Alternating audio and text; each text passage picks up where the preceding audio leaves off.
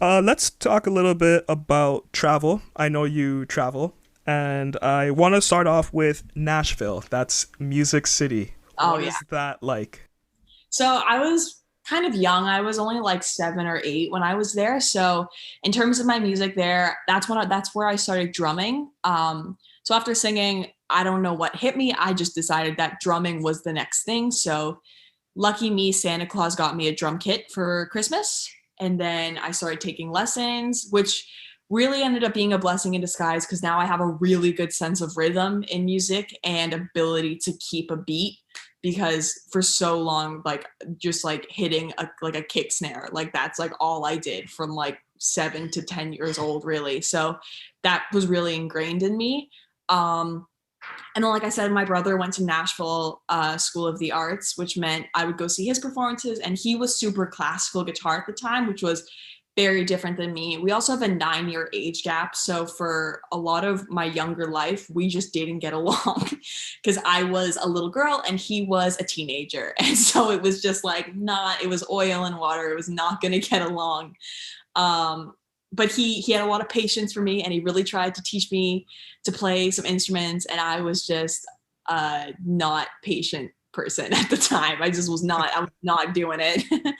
um, but it was really awesome, especially because, like you said, it's a city of music. So like I remember we'd go out for dinners and stuff, and there were like 99% of the time there would be an act playing at a restaurant. No matter where you went, there would be someone singing and playing guitar.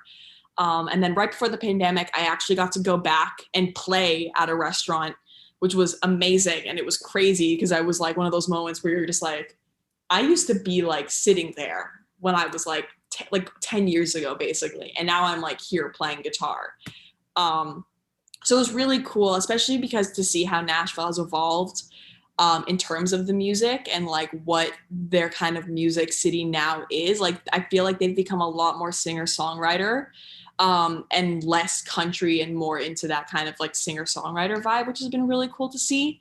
But I definitely want to go back more. And like I said, it'd be awesome to collaborate with artists in Nashville. That'd be like a dream. Is it true that the best musician that you will ever meet is going to be the person busking on the corner in Nashville, and then everyone else will be equally as good as, if not better?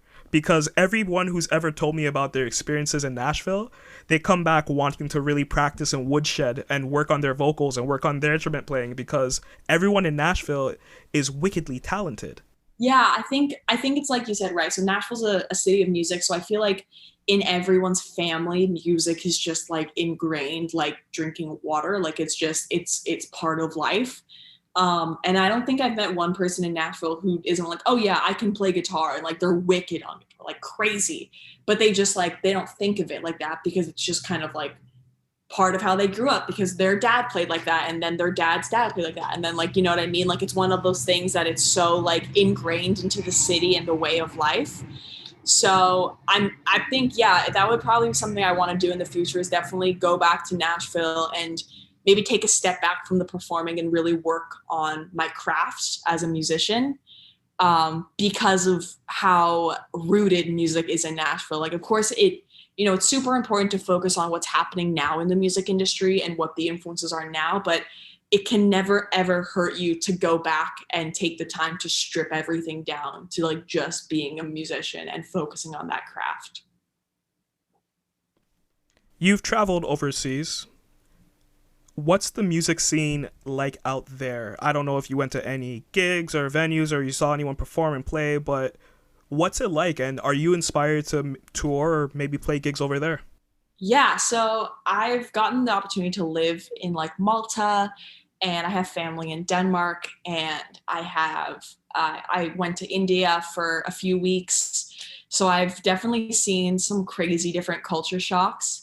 When I was actually in Denmark a couple years ago before the pandemic hit, and when I was there, they had their Pride festival, which was amazing because I'm also bisexual. So getting to be in Denmark when the Pride event was happening was crazy cool to me. Um, and it was really interesting listening to the artists they had there playing versus like, I guess, more North American pop.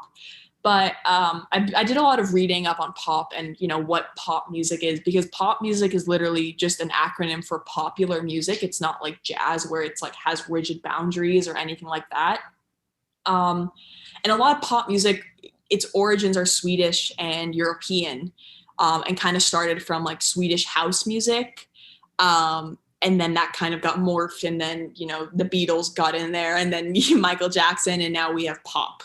Um, so getting to kind of go back to where pop music kind of started, you can really hear that in places in Europe, pop music is still very house, and very like, yeah, very house, and like still very disco dance-esque, while pop here now has kind of transformed, and you have artists like Billie Eilish who are considered pop artists, but like, I don't know if you've heard her newest album, it's definitely not traditional pop. Or like Not at all. Taylor Swift is a pop artist, but you wouldn't say folklore is pop, because pop stands for popular music. So whatever is popular is going to be considered pop. While if you said pop in Denmark or Sweden, you would think of like a house music, or something more dance or electronic, which was really interesting to view, especially as an artist.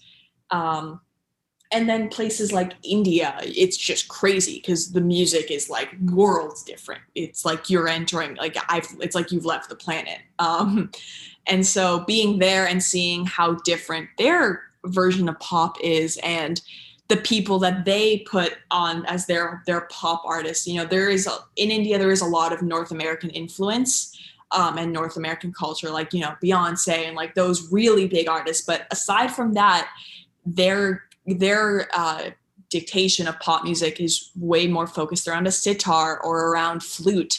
So like seeing how like you can take a word like pop and you can go to a million different places and there will be a million different definitions.